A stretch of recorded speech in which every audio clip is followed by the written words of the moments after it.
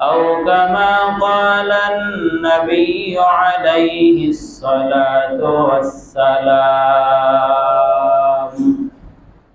وقال تعالى في شان حبيبه ومحبوبه مخبرا وآمرا: إن الله وملائكته يصلون على النبي يا أيها الذين آمنوا صلوا عليه وسلموا تسليما. اللهم صل على محمد وعلى آل محمد كما صليت على إبراهيم وعلى آل إبراهيم إنك حميد مجيد. اللهم بارك على محمد وعلى آل محمد كما باركت على إبراهيم وعلى آل إبراهيم إنك حميد مجيد. بلغ العلا بكماله كشف الدجى بجماله حسنت جميع خصاله صلوا عليه وآله.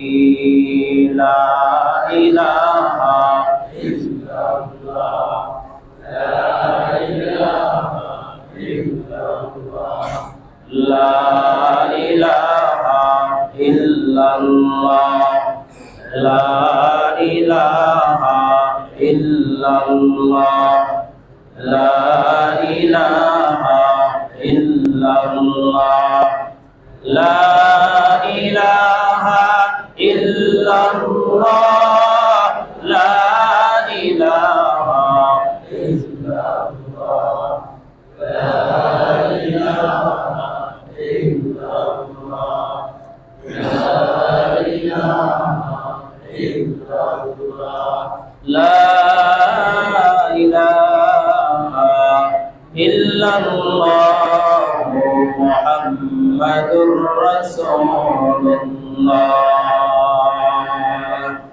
صلى الله عليه وسلم. سبحانك لا علم لنا إلا ما علمتنا إنك أنت العليم الحكيم.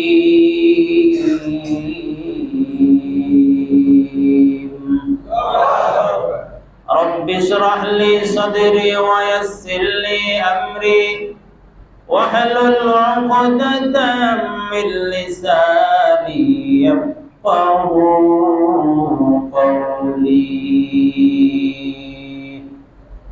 আলহামদুলিল্লাহ, আল্লাহ পাকের দরবারে অসংখ্য অগণিত শুকরিয়া জ্ঞাপন করছি, কৃতজ্ঞতা প্রকাশ করছি যে মহান রব্বুল আলামিন আমাদেরকে আজকে পবিত্র দিন ইয়াউমুল জুমআর নামাজ আদায় করার লক্ষ্যে পবিত্র স্থান আল্লাহর ঘরে আসার এবং বসার এবং কোরআন সুন্নাহ থেকে কিছু কথা বলার এবং শোনার জন্য তৌফিক দান করেছেন। এজন্য কালিমাতুশ শুকর আদায় করি পড়ি আলহামদুলিল্লাহ। সম্মানিত মুসল্লিয়ানে কেরাম, আপনাদের সামনে আজকে যে বিষয়টি আলোচনা করার নিয়ত করেছি তা হচ্ছে বরকত কি এবং বরকত কোন কোন আমলের মাধ্যমে আমরা অর্জন করতে পারবো। কারণ আপনি আশা করি সকলে আমার কথার সাথে একমত থাকবেন, আজ থেকে প্রায় 30-40 বছর আগে মানুষের সংখ্যা যেমন ছিল, তাদের কর্মতা, তাদের কামাই রোজগার এটা একবারেই কম ছিল। একটা বড় পরিবারের মধ্যে একজন বা দুইজন মানুষ উপার্জন করতো, কিন্তু 5, 6 জন 7 জন ফ্যামিলির সদস্য তারা একজনের মাধ্যমে চলতো। কথা ঠিক না বেঠিক? কেমনে চলতো? একজন বাবা উপার্জন করে 6, 7, 8 জন সদস্যকে পরিচালিত করেছে, কোনো সমস্যা হয় নাই। তাদের ওই খাবারের মধ্যে, উপার্জনের মধ্যে বরকত ছিল, আল্লাহর রহমত ছিল। কথা বল ঠিক কিনা? কিন্তু আজকে তাকায় দেখেন, অর্থের প্রাচুর্যতা বৃদ্ধি পেয়েছে, কথা সত্য। এক ফ্যামিলির মধ্যে 4 জন সন্তান বাবা আছে, 4 সন্তান বাবা, 5 জন উপার্জন করে, চাকরি করে, ব্যবসা বাণিজ্য করে, কিন্তু এর পরেও অভাব দূর হয় না। কথা বলে ঠিক কিনা? মূলে বলেন কারণটা কি? আগের যুগে 30-40 বছর আগে অল্প কামাই করলে সদস্য বেশি, তাদের চলতে সমস্যা হতো না। এখন সমস্যা হয়, আর মানেই হচ্ছে আগের মানুষের কর্মতার মধ্যে, তাদের উপার্জনের মধ্যে, কামাই রোজগারের মধ্যে বরকত ছিল। আর আমাদের বর্তমানের কামাই রোজগারের মধ্যে বরকত নাই। টাকা যতই সংখ্যা বেশি হোক না কেন, বরকত যদি না থাকে, আপনি মাস শেষে লক্ষ টাকাও যদি আপনি কামান, মাস শেষে দেখবেন 1 টাকাও থাকবে না, কারণ ওই টাকার মধ্যে বরকত নাই, ওটা থাকতে পারে না। কথা বলেন ঠিক কিনা? তো এই জন্য আমি অতি জরুরি, সব জায়গায় সব ক্ষেত্রে বরকত থাকাটা আমাদের অপরিহার্য। এজন্য বরকত সংক্রান্ত কিছু কথা, এবং বরকত আমরা পাবো, অর্জন করতে পারবো, আগের এই অশূন্যতাকে আবার ফিরিয়ে আনতে পারবো কোন আমলের মাধ্যমে, এটা আমাদের জানা দরকার আছে না নাই? তো লম্বা চড়া কোনো ভূমিকার দিকে না যেয়ে শুরুতে আমরা জানবো বরকত জিনিসটা কি। বরকত এটা তো আগে বুঝতে হবে। বরকতের ব্যাখ্যা করেছেন তত্ত্বজ্ঞানী যুগ শ্রেষ্ঠ আলেমে দ্বীন قال الرابي والإصبهاني البركة هو ثبوت الخير الإلهي في الشيء। আল্লামা ইসবিহানি রাহিমাহুল্লাহ তাআলা অনেক বড় উঁচু মাপের একজন আলেম, তিনি তার কিতাবের মধ্যে লিখেছেন বরকত হচ্ছে প্রত্যেকটা বস্তুর মধ্যে, প্রত্যেকটা জিনিসের মধ্যে আল্লাহর কল্যাণ বিদ্যমান থাকা। সুবহানাল্লাহ। যে জিনিসের মধ্যে, যেই কামাইয়ের মধ্যে, যেই ব্যবসার মধ্যে, যেই চাকরির মধ্যে আল্লাহর কল্যাণ থাকবে তথা বরকত থাকবে, ওটা অন্যদের তুলনায় বেশি হয়ে যাবে। সুবহানাল্লাহ। তাহলে বরকত মানে, বরকত হচ্ছে একটা জিনিসের মধ্যে আল্লাহর কল্যাণ থাকা, আল্লাহর পক্ষ থেকে এমন কল্যাণ যা আল্লাহ তার প্রিয় বান্দাদেরকে দিয়ে থাকেন। যাকে ইচ্ছা তাকে দেন, তবে প্রিয় বান্দা ছাড়া আল্লাহ কাউকে কল্যাণ আর রহমত দেয় না। আল্লাহ বরকত প্রিয় বান্দা ছাড়া আর কাউকে দেয় না। এই জানলাম আমরা বরকতের ব্যাখ্যা। এক কথায় আপনি বুঝেন, ও টাকা অল্প, কিন্তু এটা দিয়া বেশি কাবার হয়ে যাওয়া, এটার নাম হচ্ছে বরকত। এটা আবার মনে করিয়েন না, একটা আপনি মুরগি জবাই করে আপনি ভুনা করছেন বা তরকারি রান্না করেছেন, এর মানে বরকত হওয়া মানে 2টা হয়ে যাবে, এমনটা নয়।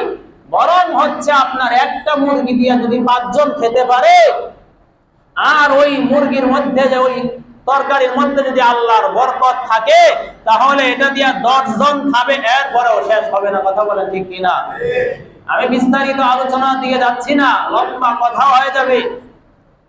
রাসূল করিম সাল্লাল্লাহু আলাইহি ওয়া আলিহি ওয়াসাল্লামের দরবারে এক পেয়ালা দুধ হাদিয়া আসছে। রাহমাতুল লিল আলামিন আবু হুরায়রাকে ডাক দিয়া কয়, আবু হুরায়রা খুব ক্ষুধার্ত ছিলেন। আবু হুরায়রা মনে করেছেন, আমি নবীর দরবারে এসেছি, দুধটা হাদিয়া আসছে, আমি যদি একটু পান করতে পারতাম, আমি আবু হুরায়রার পিপাসা মিটে যাইতো। কিন্তু নবী কি সিদ্ধান্ত দিলেন? নবী বলেন, আবু হুরায়রা, ডান দিক থেকে আমার সাহাবায়ে কেরাম যারা আছে, একজন করে তুমি সবাইকে ডান দিক থেকে দেওয়া শুরু করো।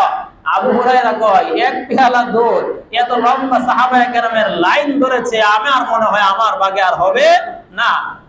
কিন্তু ওটার মধ্যে নবীর হাত লেগেছে, নবীর হাতে এতটাই বরকত হয়ে গেছে, 1 পেয়ালা দুধের মধ্যে সব সাহাবায়ে কেরাম পান করেছে। আবু হুরায়রা নবীর কাছে এসে বলে, নবী, দুধ তো দেখা যায় আগে যেমন ছিল তেমনই আছে। সুবহানাল্লাহ। আল্লাহর নবী ডাক দিয়া কইরা, আবু হুরায়রা, এবার তোমার যত মন চাই তুমি পান করো। আবু হুরায়রা রাদিয়াল্লাহু তাআলা আনহু বলেন, আমি পিপাসার্ত ছিলাম, আমার প্রাণ করে আমি দুধ পান করেছি, আমি তৃষ্ণার্ত ছিলাম, আমি এবার আমার তৃষ্ণা এবার মিটে গেছে। এখন নবীর দরবারে নিয়ে গেলাম দুধের পেয়ালা। আগের সময় যেমন দুধে ভরপুর ছিল, আমি আবু হুরায়রা সহ সব সাহাবায়ে কেরাম যারা উপস্থিত ছিলেন সবাই পান করেছে। এরপরেও দুধ আগে যেমন ছিল তেমনই রয়ে গেছে। সুবহানাল্লাহ বলে, এটার নাম হচ্ছে বরকত। দেখেন না, গ্রামের মানুষে, গ্রামের হুজুররা কয় টাকা বেতন পান বলেন? 5,000, 3,000, 6-7 হাজার টাকা খুব কমই আছে। আমার জানা মতে 5-6 হাজারের বেশি নাই। যেহেতু বিভিন্ন জায়গায় প্রোগ্রাম করি, বলেন 3,000 টাকা দিয়া তার কি ঠেকা পড়ছে? ওই ইমাম সাহেবের শরীরে কি শক্তি নাই? তার কি অটো চালানোর ক্ষমতা নাই? নাকি অটো চালাইতে হলে ইমাম সাহেবের অক্সফোর্ড বিশ্ববিদ্যালয় থেকে সার্টিফিকেট নিতে হবে? কথা বলা, নিতে হবে? নাকি ঢাকা বিশ্ববিদ্যালয় থেকে সার্টিফিকেট নিতে হবে? কোন জায়গা থেকেই অটো চালানোর জন্য সার্টিফিকেট নিতে হবে না। এরপরে ইমাম সাহেব 6,000 টাকার বেতনে গ্রামে পড়ে আছে। ওই চাকরি লাথি মেরে কেন যায় না জানেন? একমাত্র আপনাদের মহাব্বতে। কিয়ামতের ময়দানে আল্লাহ যদি বলে তুই অটো চালাইলে 15-20 হাজার, 30,000 টাকা পাইবি, কিন্তু এই উম্মতের রেখে দিয়া তুই চলে গেলে এরা গুমরা হয়েছে, আমার জবাব দে। আল্লাহর কাছে কি জবাব হবে? এই আল্লাহর কাছে হাসরের ময়দানে জবাব দেওয়ার ভয়ে তারা 3-5 হাজার টাকাও করে থাকে। আপনাদের আখিরাতের ফিকির নিয়ে, আপনাদের মহাব্বতে। কথা বলেন ঠিক কিনা? কিন্তু দুঃখজনক কথা, দেখেন গ্রামে গিয়া কি অবস্থা। শহরে আছে বেতন যা দেয়, কথা বলে তার চেয়ে আরো ডাবল, আরো দ্বিগুণ। কথা বলে ঠিক কিনা? এরপরে হুজুররা যায় না, কোনোদিন আন্দোলনও করে না। মাদ্রাসায় যারা পড়া তারা 10,000, 15,000 এরকম টাকা পায়। এরপরেও থাকে, লেখাপড়া করায় 24টা ঘন্টা। একটাই কারণ যে এই ছাত্রগুলো আলেম হবে, এদের সদকা জারিয়া সব আমার কবরে বসবে। দুনিয়া নাই, কিছু না হোক, কিন্তু আখিরাত তো হবে। এজন্য তারা যায় না। কথা বলেন ঠিক কিনা? এরপরেও তারা যে খায়, তাদের পরিবার চালায়, এর চেয়ে একেবারে কি তারা ন্যূনতম একেবারে নোংরা পরিবেশে থাকে? বরং তারা 3,000 টাকা বেতনের চাকরি করলে কি হবে? তার শরীরের গায়ের জুব্বা দেখবেন 500 টাকা গজ, 1,000 টাকা গজের জুব্বা পরে আছে না নাই? তো আল্লাহ চালায় কিসের কারণে? বরকত আছে। যে যাই না আল্লাহর দিকে তাকাইয়া, আল্লাহ অল্পতেই বরকত দেয়। কথা বলেন ঠিক কিনা? তাহলে বরকত মানে অল্প জিনিস দিয়া বেশি কাবার হয়ে যাওয়া, এটার নাম হচ্ছে বরকত। আমরা বরকত সম্পর্কে এতটুকু জানলাম।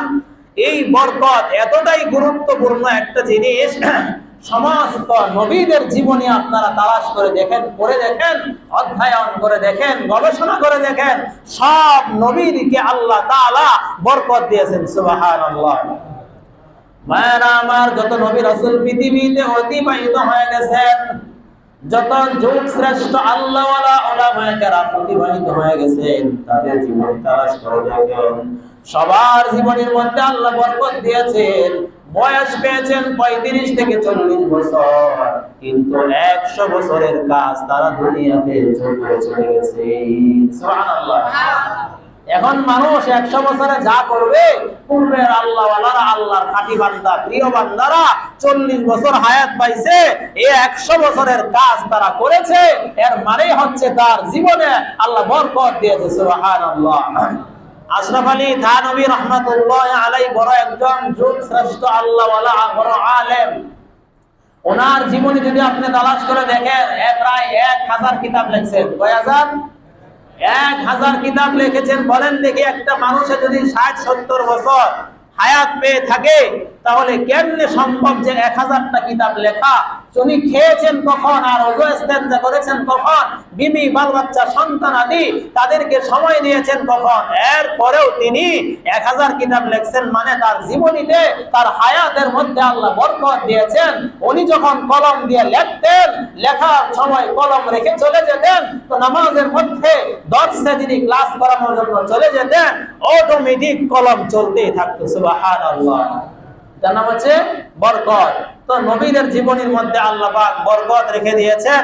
তো তো সমস্ত নবীরা আল্লাহর কাছে বরকতের জন্য, আল্লাহ আমার রিজিকে বরকত দান করেন, আমার হায়াতে বরকত দান করেন, আমার সন্তান পরিবারের মধ্যে আপনি বরকত দান করেন, আমার ব্যক্তিগত জীবনে, আমার পারিবারিক জীবনে, সামাজিক জীবনে বরকত দান করেন, এইভাবে দোয়া করতে। কথা বলে ঠিক কিনা?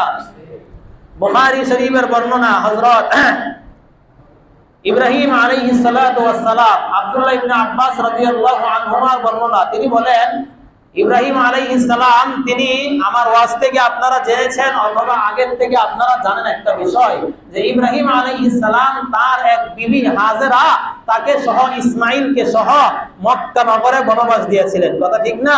এটা আপনারা আগের থেকে হয়তো জানেন বা জেনেছেন। ইব্রাহিম আলাইহিস সালাম তিনি ওখানে থাকতেন না। ইনদামা যারা ইবনাহু ইসমাঈল, মাঝে মধ্যে তাকে দেখার জন্য সেখানে যাইতেন। একদিন তিনি গেলেন, যাওয়ার পরে লাম ইয়াজিদহু, ইসমাঈলকে পান নাই। তার বিবি হাজেরাকে মক্কা নগরে পেয়েছেন। হাজেরাকে ডাক দিয়ে কয়, হাজেরা, এখানে তুমি আর তোমার সন্তান ইসমাঈল বসবাস করতেছো, এই আজকে এবং কয়েকদিন খাবারের জন্য তোমাদের কাছে কি আছে? ওমা তুআমুকুম ওমা শারাবুকুম। হাজেরা আলাইহিস সালাম তিনি বলেন, ও আমার প্রাণের স্বামী, আল্লাহর পক্ষ থেকে আমাদের কাছে এখানে তুআমুনা আল-লাহমু ওয়া শারাবুনা আল-মা, আমাদের কাছে এখানে আছে খাওয়ার জন্য গোশত আর পান করার জন্য পানি। সুবহানাল্লাহ। অল্প কিছু গোশত আর পানি, কিন্তু এটা কখনো পুরাই নাই। ইব্রাহিম আলাইহিস সালাম কি করলেন? দোয়া করে দিলেন, বরকতের দোয়া। আল্লাহুম্মা বারিক লাহুম ফি তাআমিহিম ওয়া শারাবিহিম। ও দয়ার মালিক, আমার বিবি হাজেরা আর আমার সন্তান ইসমাঈল, এদের খাবারের জন্য গোশত আর পানি ছাড়া কিছু নাই। অল্প একটু পানি, জমজম কুমের পানি আর কিছু গোশত আছে, আপনি এর মধ্যে বরকত দান করেন। ইব্রাহিম নবী এই কথা বলেন না আল্লাহ বাড়ায়া দেন, বাড়ায়া দেন, এই কথা বলেন নাই। বলে আল্লাহ তাদের খাবারের মধ্যে বরকত দান করেন। এত বরকত ইব্রাহিম নবীর দোয়ার কারণে ওই মক্কা নগর হয়ে গেছে রাহমাতুল লিল আলামিন সাল্লাল্লাহু আলাইহি ওয়াসাল্লাম। সাহাবায়ে কেরামকে ডাক দিয়া কয়, ও সাহাবায়ে কেরাম, এই যে মক্কা নগরী একটা উঁচু জায়গা, এই উঁচু জায়গার মধ্যে আল্লাহ এত অর্থ সম্পদ, এত বরকত দিয়েছেন কেন জানো? এটা কিসের ফসল? এটা তোমাদের পিতা ইব্রাহিম আলাইহিস সালামের দোয়ার ফসল। সুবহানাল্লাহ। বারাকাতুন বিদাওয়াতি ইব্রাহিম আলাইহিস সালাতু ওয়াস সালাম। ইব্রাহিম নবী দোয়া করেছেন, আল্লাহ আমার সন্তান ইসমাঈল এবং বিবি হাজেরা এবং মক্কায় বসবাসকারী যারা লোক আছে তাদের জন্য বরকত দান করেন। এত বরকত মক্কা নগরে হয়েছে ইব্রাহিম নবীর দুআর বরকতে এখনো পর্যন্ত 30 লক্ষ মানুষ অথবা 40 লক্ষ মানুষের খাবার একদিনে বিতরণ করা হয় মক্কা নগরে। আজও পর্যন্ত এখনো অভাব পড়ে না। কথা বলেন ঠিক কিনা? এটা কিসের কারণে? ইব্রাহিম নবী ওই যে বরকতের দোয়া করেছেন। এজন্য বরকতের দোয়া সমস্ত নবীরা করেছেন। সবার কথা বলতে গেলে কয়েক জুমানা, কয়েক বছর লাগবে শুধু নবীদের ইতিহাস বলতে গেলে যে দোয়া কিভাবে বরকতের দোয়া করেছেন। একজন নবীর কথা বললাম, ইব্রাহিম আলাইহিস সালাম দোয়া করছেন মক্কাবাসীর জন্য, তার ছেলে এবং বিবির জন্য। আল্লাহ সেই ফসল এখনো দেখাচ্ছে। আরেকজন নবী, আপনার আমার নবী মুহাম্মদুর রাসূলুল্লাহ সাল্লাল্লাহু আলাইহি ওয়াসাল্লাম উম্মতের জন্য দোয়া করেছেন। আবু দাউদ শরীফের বর্ণনা, নবীর একজন সাহাবা আবু সাখার ইবনে ওয়াদা গাদিমি রাহমাতুল্লাহি তাআলা আনহু তিনি বলেন যে আল্লাহর নবী উম্মতের জন্য কি বরকতের দোয়া করেছেন? আল্লাহুম্মা বারিক লি উম্মতি ফি বুকুরিহা। আল্লাহ তাআলা আমার উম্মতের সকাল বেলার মধ্যে, সকালের সময়ের মধ্যে বরকত দান করেন। আল্লাহ নবী দোয়া করছেন সকালের মধ্যে, মানে ফজরের নামাজের পরে যে টাইমটা আছে সকাল বেলা বা ভোর বেলা, ওই সময়ের মধ্যে বরকত দেন। এজন্য আপনি তাকাইয়ে দেখবেন নবীর বরকতের দোয়া করার কারণে সকাল বেলায় যারা দুনিয়ার কাজ শুরু করে এত বরকত হয়ে যায়, সারা দিন করে যা করতে পারে না সকাল বেলায় যে কাজ করবে তার চেয়ে বেশি করে ফেলে। সুবহানাল্লাহ। নবী দোয়া করছে আল্লাহুম্মা বারিক লি উম্মতি ফি বুকুরিহা। বুকুরিহা মানে সকালে, আল্লাহ ফজরের নামাজের পরে সকাল বেলায় আমার উম্মতের মধ্যে বরকত দেন। কিন্তু দুঃখজনক কথা, ওই সময়ের মধ্যে আমরা উম্মতেরা এতটাই গাফেল আর উদাসীন হয়ে গেছি যে ফজরের পরে ফজরের নামাজ তো অনেকে পড়েই না, যারা আমরা পড়ি এরপরেও ফজরের পরে সূরা ইয়াসিনের আমল নাই, তাসবিহ তাহলিল জিকির আজকার নাই, নাক টেনে ঘুম দেওয়া হয়। ওই সময়ের মধ্যে যারা ঘুমাবে তাদের জীবনে কখনো সফলতা আসতে পারে না। কারণ যেহেতু নবী বলেছেন ওই টাইমে তুমি বরকত পাবে। বরকতের সময় আপনি কাজ বাদ দিয়ে ঘুমাইলেন, আপনি বরকত পাবেন না। হ্যাঁ, 1 ঘন্টা আধা ঘন্টা আপনি কোরআন তেলাওয়াত করে একটু আল্লাহর জিকির করেন, এরপরে আপনি দুনিয়ার কাজ করেন বা আধা 2 ঘন্টা পরে ঘুমান, সমস্যা নাই। না, ফজরের পরে সকালে যারা ঘুমিয়ে যান, এটা মনে রাখবেন আপনার বিশাল শারীরিক ক্ষতি হবে, এত আর নবীর দুয়ার অন্তর্ভুক্ত হবেন না। এজন্য ফজরের পরে আমরা ওয়াদা করি আজকে থেকে 2-3 ঘন্টা আমরা ঘুমাবো না, আল্লাহর জিকির কোরআন তেলাওয়াত করব, এরপরে দুনিয়ার কাজ করব, না হয় ঘুমাবো, সমস্যা হবে না। একেবারেই সকালে আমরা কখনো ঘুমাবো না, ইনশাআল্লাহ বলেন সবাই, ইনশাআল্লাহ। আরে ভাই ইনশাআল্লাহ বলেন, হয়তো আল্লাহ আপনার পরিবর্তন ঘটায় দিবে। নিয়ত করেন, আল্লাহ পাক চেষ্টা থাকলে, নিয়ত থাকলে আল্লাহ পূরণ করবেন। তো নবীজি উম্মতের জন্য দোয়া করেছেন, বরকতের দোয়া। অনেক সাহাবায়ে কেরাম নবীর কাছে গিয়া দোয়া চাইছেন আর নবী তার বিষয়ের জন্য দোয়া করছেন, আল্লাহ বরকত দিয়া ভরপুর করে দিয়েছেন। সুবহানাল্লাহ।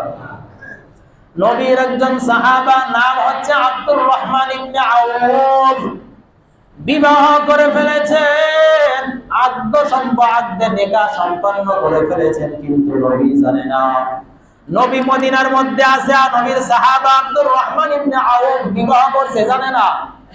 রাহমাতুল লিল আলামিনের কাছে যখন আব্দুর রহমান ইবনে আউফ গেছে, লাম্মা আলিমা, নবী যখন জানতে পারছেন বিজাওয়াজ, নবী যখন তার বিবাহের ব্যাপারে জানতে পেরেছেন, নবী বলেন আব্দুর রহমান বারাকাল্লাহু লাকা আউলিম ওয়ালাউ বিশাতিন। ও আব্দুর রহমান, আমি জানতে পারছি তুমি বিবাহ করেছো, মাশাআল্লাহ, আলহামদুলিল্লাহ, ভালো হয়েছে, আমি খুশি হয়েছি।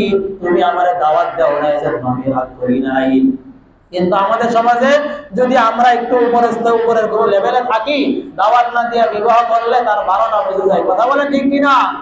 না, বিবাহ কাজ যত তাড়াতাড়ি করা যায়, যদি উপযুক্ত কুফু মিলে যায়, ছেলেদের জন্য যদি উপযুক্ত মেয়ে পাওয়া যায় তাহলে বিবাহ করা দেন, সমস্যা নাই। আর উপযুক্ত মেয়ের জন্য যদি উপযুক্ত ছেলে পাওয়া যায় তাহলে আর দেরি করতে নাই, 3 কাজ দেরি করতে নাই। এর মধ্যে একটা হচ্ছে বিবাহ। যদি উপযুক্ত ছেলে পাওয়া যায় দিয়া দেন মেয়ের সঙ্গে বিবাহ, মেয়ে পাওয়া গেলে ছেলের সঙ্গে বিবাহ করা দেন, আল্লাহ পাক আপনার বরকত দিয়ে দিবেন। সুবহানাল্লাহ। ভাইরা আমার, বন্ধুরা আমার, নবী ডাক দিয়া কয় আব্দুর রহমান বিবাহ করছে, আমি খুশি, আলহামদুলিল্লাহ, তবে আউলিম ওয়ালাউ বিশাতিন, ওলিমা যে খাওয়াইতে হবে, ওলিমা করতে হবে। যা তোমার সামর্থ্য আছে, ওয়ালাউ বিশাতিন, একটা ছাগল জবাই করে, একটা বকরি জবাই করে হলে ওলিমা করতে হবে, এটা ছেলের দায়িত্ব। কিন্তু সমাজ আজ উল্টে গেছে, যে বিবাহের যে খরচ, খাবার দাবারের দায়ভার, এটা ইসলাম বলে ছেলে পক্ষের উপরে যাবে, ছেলে তার সামর্থ্য অনুযায়ী এই খাবারের ব্যবস্থা করবে। কিন্তু আমাদের সমাজ পুরাই উল্টা, এটা মেয়ের পক্ষ থেকে করতে হয়। কথা বলেন ঠিক কিনা? তাহলে আপনি বরকতের আশা করলেই বরকত পাবেন? কখনো নয়। কথা রাগ করতে পারেন, কিন্তু রাগ করলেও কিছু করার নাই। সমাজ একদিকে গেলে কি হবে, কিন্তু দিন যেদিকে যায়, ইসলাম আর কোরআন যেদিকে যায়, আপনার আমার জান্নাতে যেতে হলে সেদিকেই যেতে হবে। সমাজ কি বলেছে দেখা যাবে না, কোরআন কি বলেছে, হাদিস কি বলেছে, ইসলাম কি বলেছে, আমার সেদিকেই যেতে হবে। কথা বলেন ঠিক কিনা? তো নবী বলেন আব্দুর রহমান বিবাহ করছো, আলহামদুলিল্লাহ, ওলিমা করতে হবে। একটা বকরি ছাগল জবাই করে হলেও আব্দুর রহমান ইবনে আউফ নবীর সাহাবা, তিনি ছাগল জবাই করে সাহাবায়ে কেরামকে ওলিমা খাওয়া দিলেন। সুবহানাল্লাহ।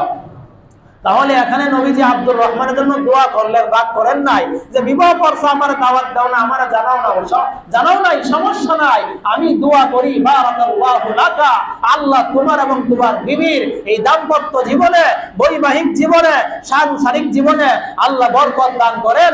এই সাহাবীর জীবনে যে বরকত হয়েছে নবীর দোয়ার কারণে অন্যদের জীবনে যে বরকত পাওয়া যায় না। সুবহানাল্লাহ। তাহলে ইব্রাহিম নবী বরকতের দোয়া করছেন, একটা প্রমাণ দিলাম। আর আবু দাউদ শরীফের বর্ণনা যে নবী আমার উম্মতের জন্য সব সময় বরকতের দোয়া করতেন। তো এজন্য আমরা নিজের জন্য বরকতের দোয়া করব, নিজের সন্তানের জন্য বরকতের দোয়া করব ইনশাআল্লাহ। এখন বরকতটা আমাদের মাঝে আসবে কিভাবে? বরকত তো আমরা পাই না, বরকত আসবে কিছু আমল আছে, করা দরকার আছে না নাই? সবাই বলেন আছে না নাই? যদি আমরা আমাদের কামাই রোজগারের মধ্যে, সন্তান পরিবারের মধ্যে, সমাজের মধ্যে বরকত দেখতে চাই, আল্লাহর পক্ষ থেকে বিশেষ কল্যাণ দেখতে চাই, তাহলে আমাদের এক নাম্বার আমল, এক নাম্বার উপায় হচ্ছে বরকত পাওয়ার এক নাম্বার আমল হচ্ছে ঈমানটা নির্ভেজাল হতে হবে এবং আল্লাহর ভয়ে সব কাজ করতে হবে। আপনি যে কোনো কথা বলেন, যে কোনো কাজ করবেন, মাথার মধ্যে রাখবেন একজনের কথা, আওয়াজ দিয়ে এখন তিনি কে? যে আমি যে কথাটা বলতেছি এটা কি আল্লাহ পছন্দ করে? আমি যে কাজটা করতেছি আল্লাহর সামনে আমার জবাব দিতে হবে। আমি যদি ছয় নয় করি আল্লাহর কাঠগড়ায় দাঁড়াতে হবে। এইভাবে নির্ভেজাল ঈমান নিয়া যা কিছু করেন না কেন আল্লাহর ভয়ে, আল্লাহকে সন্তুষ্ট করার জন্য যদি করেন, আল্লাহ বলেন লা ফাতাহনা আলাইহিম বারাকা, আমি আল্লাহ আসমান থেকে আমি আল্লাহ তোমাদের জন্য বরকত পাঠিয়ে দেব। সুবহানাল্লাহ। সূরাতুল আরাফ আয়াত নাম্বার 96 আল্লাহ তাআলা বলেন ওয়ালাউ আন্না আহলাল কুরা আমানু ওয়াত্তাকাউ লাফাতাহনা আলাইহিম বারাকাতিন মিনাস সামাই ওয়াল আরদ ولكن كذبوا فأخذناهم بما كانوا يكسبون।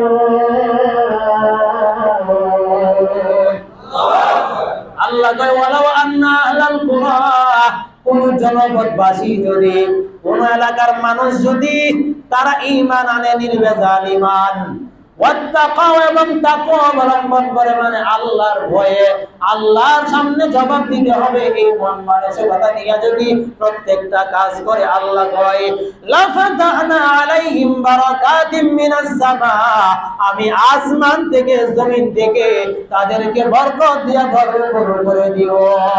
সুবহানাল্লাহ। কিন্তু অধিকাংশ অনেক জনপদ আছে, অনেক মানুষ আছে এই ঈমানকে অস্বীকার করে।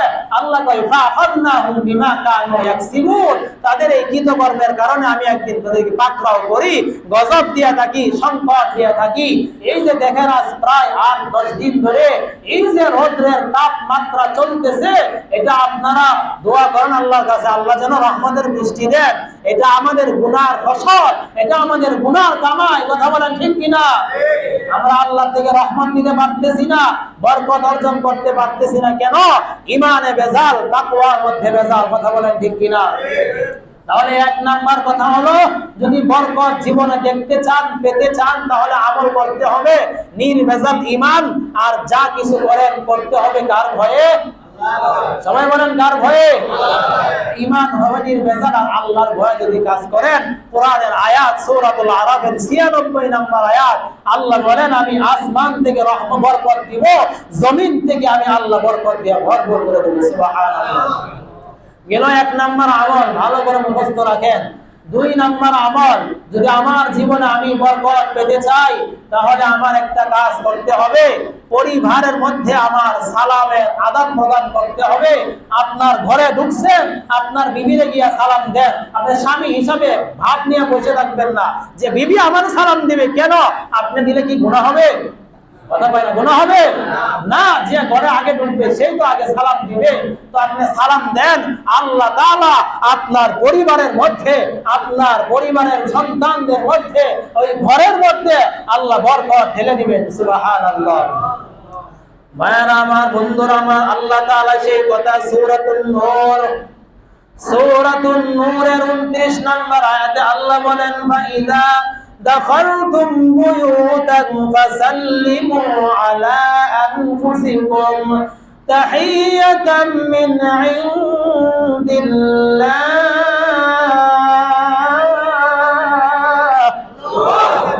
من عند الله مباركة طيبة الله أكبر আল্লাহ কই ফাইদা দাখালতুম বুয়ুতা তোমরা যখন ঘরে ঢোকো ফাসাল্লিমু আলা আনফুসিকুম পরস্পর একে অপরকে নিজের পরিবারের সদস্যকে সালাম দাও তাহিয়াতাম মিন ইনদিল্লাহ এই যে সালাম দিয়েছো এই যে অভিবাদন করেছো এটা আল্লাহর পক্ষ থেকে অভিবাদন এটা তোমার ঘরকে তাইয়্যিবা তোমার ঘরকে পবিত্র বানায় দিবে মুবারাকা দুই নম্বরে সালাম দেওয়ার কারণে আল্লাহ তোমার ঘরে বরকত ঢেলে দিবেন সুবহানাল্লাহ তাহলে বরকত পাওয়ার দুই উপায় বললাম দুইটা আমল বললাম এক নাম্বার বললাম নির্ভেজাল ঈমান দুই নাম্বার তাকওয়ার ভিত্তিতে আল্লাহর ভয়ে সব কাজ করতে হবে এটা হলো এক নাম্বার আমল দুই নাম্বার আমল সালামের আদান প্রদান বেশি বেশি করতে হবে কথা বলেন কি করতে হবে আসসালামু আলাইকুম ওয়া রাহমাতুল্লাহ আসসালামু আলাইকুম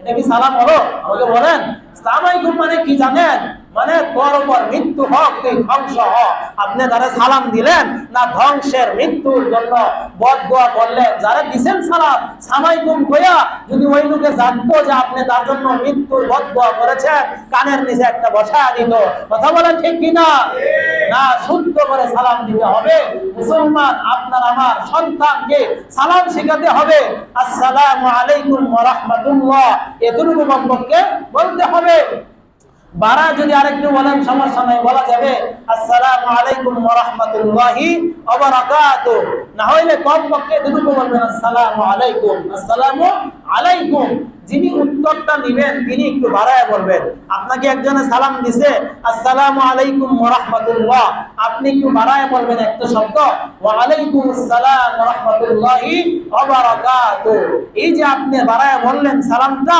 আল্লাহ কয় তারে 30টা নেকি লিখে দেওয়া হয় সুবহানাল্লাহ তাহলে আমরা আমাদের জীবনে বরকত দেখতে চাই পেতে চাই কি চাই না তাহলে এক নাম্বার আমল কি বলেন যে নির্ভেজাল ঈমান আর আল্লাহর ভয়ে সব কাজ করতে হবে দুই নাম্বার সালামের আদান প্রদান করতে হবে গেল দুই নাম্বার তিন নাম্বার আমি যদি বরকত পেতে চাই তাহলে কোরআন তেলাওয়াত বেশি বেশি করতে হবে কি বেশি করতে হবে কোরআন তেলাওয়াত বেশি বেশি করতে হবে আজকে এই তিনটা আমলের কথা বললাম সামনের সপ্তাহে ধারাবাহিক কিন্তু আলোচনা চলবে যে আমাদের জীবনে বরকত পাই না কেন অশান্তি কেন এই যে বৃষ্টি হচ্ছে না অনাবৃষ্টির কারণে সব মানুষ কষ্ট করতেছে আল্লাহর কাছে আমরা যদি গুনার জন্য তওবা করে ইস্তেগফার করে অনেক জায়গায় সালাতুল ইস্তিসকা বৃষ্টি বর্ষণের নামাজ উলামায়ে কেরাম মুসল্লিদেরকে নিয়ে পড়তেছে আবার অনেক মানুষে পড়েও না আবার হাসাহাসি করে মনে হয় যেন তাদের বৃষ্টি দরকার নাই না